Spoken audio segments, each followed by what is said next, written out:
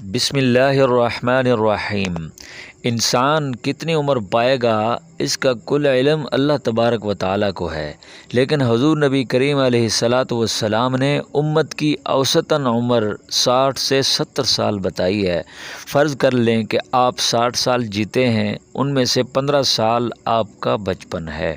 اگر آپ یومیہ 8 گھنٹے سونے میں گزارتے ہیں تو گویا آپ 20 سال سوتے ہیں۔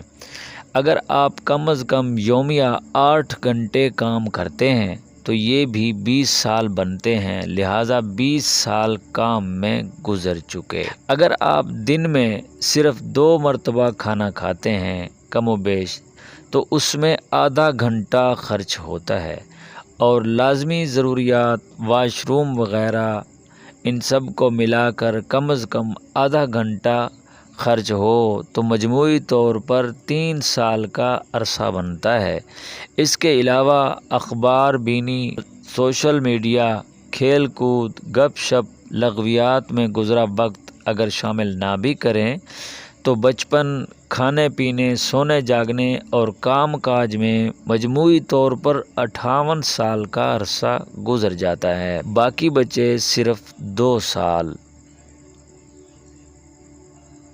اب پہلا سوال یہ ہے کہ آپ نماز اور دیگر عبادات کے لیے کتنا وقت نکالتے ہیں؟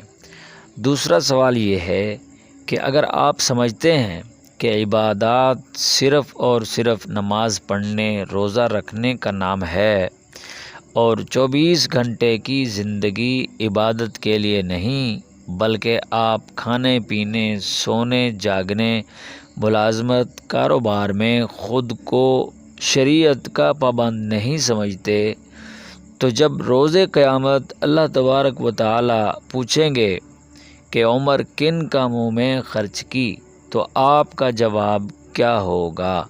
اللہ تبارک و تعالیٰ ہمیں اپنی قیمتی عمر کو اپنے نیک کاموں کے اندر خرچ کرنے کی اور مقصد زندگی کو سمجھنے کی توفیق عطا فرمائے۔